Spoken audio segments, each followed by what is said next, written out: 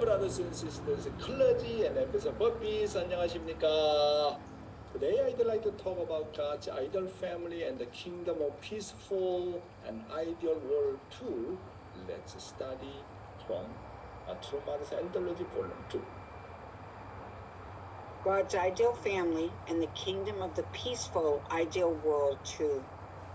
God views humanity's tragic... No one could comprehend the sorrowful and painful heart of God, who lost his lineage, lost his children, and was forced to hand over the ownership of the nations and world to Satan. The only one way to recover the realm of lineage, the right of the elder son, and the right of the ownership is the path to win the natural subjugation of Satan, to have Satan surrender voluntarily. What's the secret to accomplish this? It is only by power of true love. When we love our enemies more than we love our own children, then what is true love? Its essence to give, to live for the sake of others and for the sake of the whole.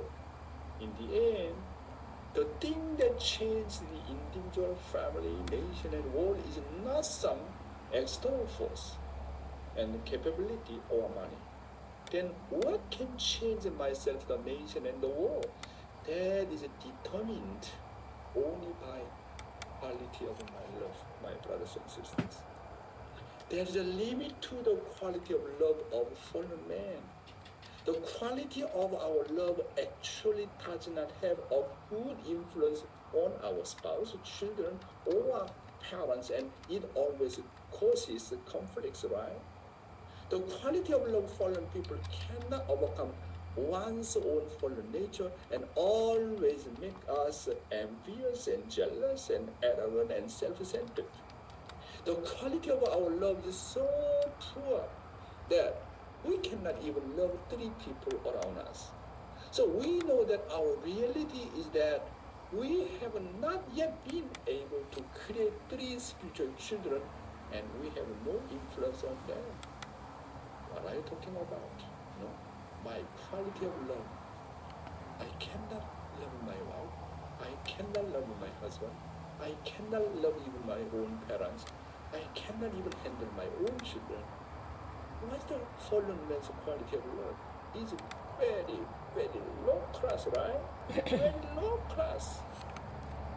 Can you imagine what kind of a quality of love do I have? That's the reason, even though we put so much effort, still cannot restore even 3 children, 3 spiritual children, who really can respect me and follow me and trust me. My goodness, what is my capacity of love? What is my quality of love, my brothers and sisters? The quality of love in Jesus, having loved his enemies and humankind, is what completely changed the 2,000 years history after Jesus died. That's why true parents are telling us that in order to raise the quality of our love, we have to rise to level of loving even our enemies. To do that, we must live a life of ceaselessly giving and giving and giving, and sacrificing and sacrificing and sacrificing, investing and investing and investing. Completely forget what I ever lived for, what I sacrificed for. Completely forget.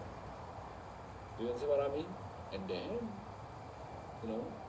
that kind of investing and sacrificing with a love that allow us to forgive and embrace even our enemies.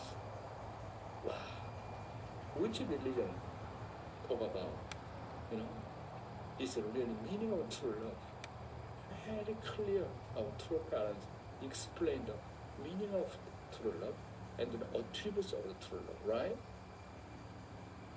And living divine principle, human history is the history of the providence of restoration to the progress of religion and science. Let's start.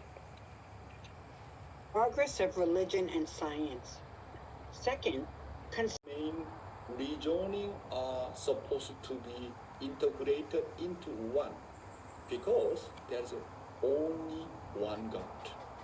In other words, religion, science, and philosophy are supposed to be integrated into one reasoning centered on God.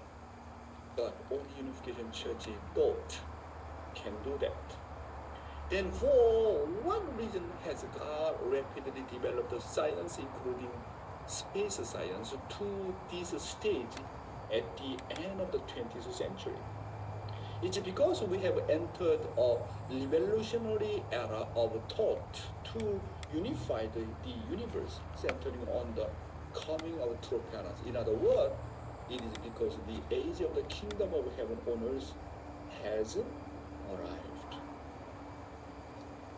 And the next, body are supposed to become one in heart with God's ideal true love. The spiritual world is represented by the sphere of religion and philosophy, while the physical world is represented by the sphere of the politics and economics.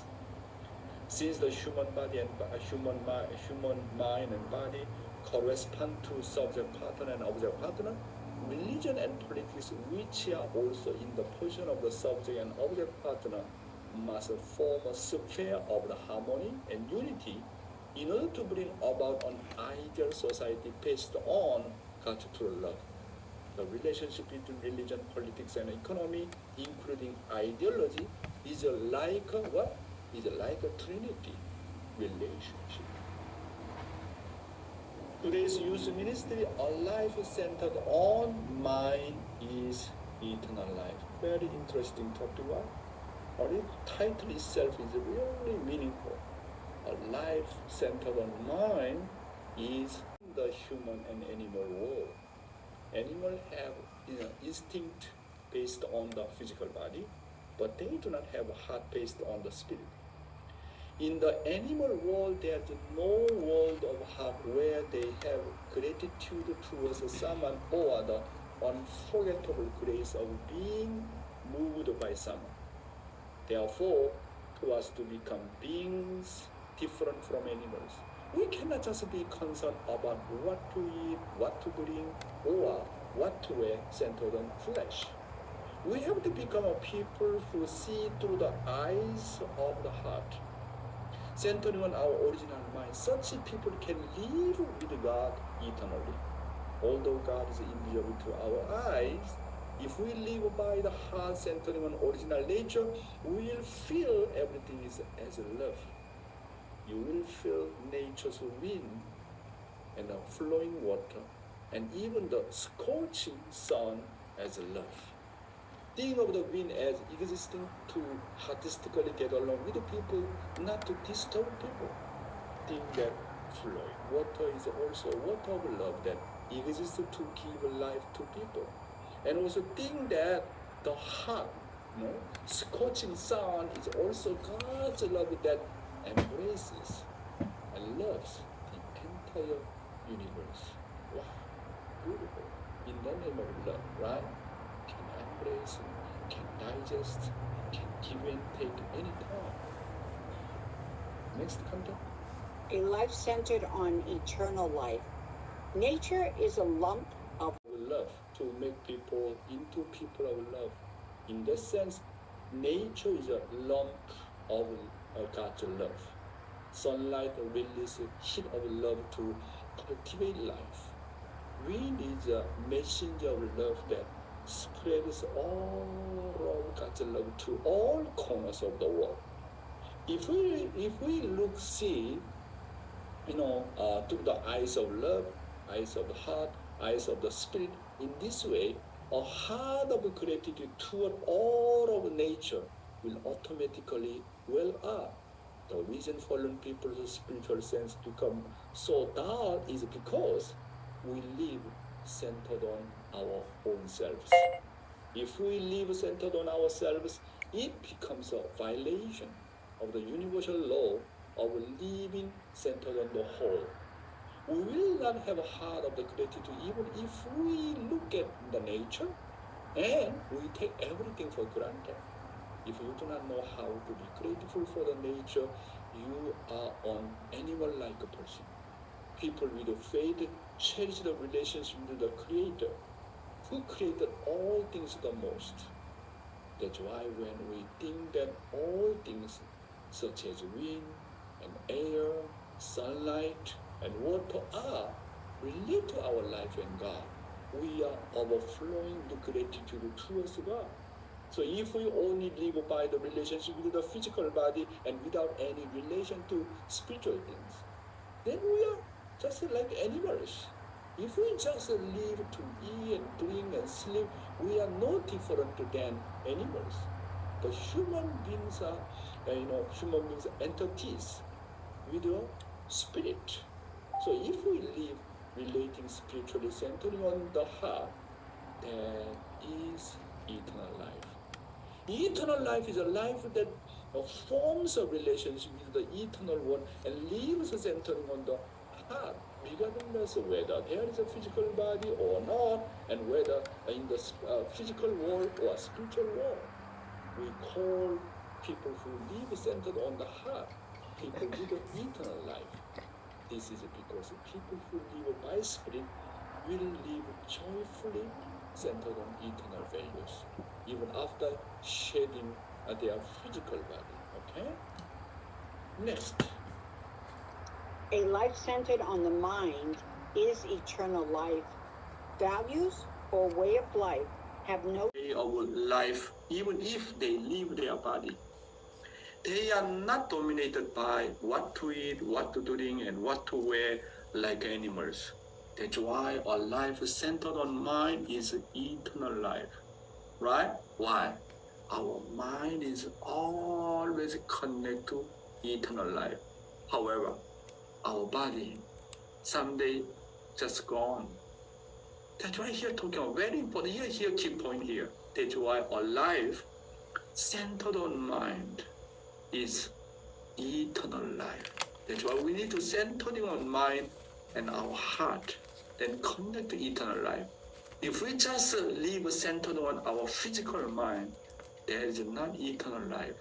Therefore, the world that lives by the heart and centered on the original mind always transcends time and space. This is very important. Therefore, the world that lives by the heart and centered on original mind, always transcends time and space.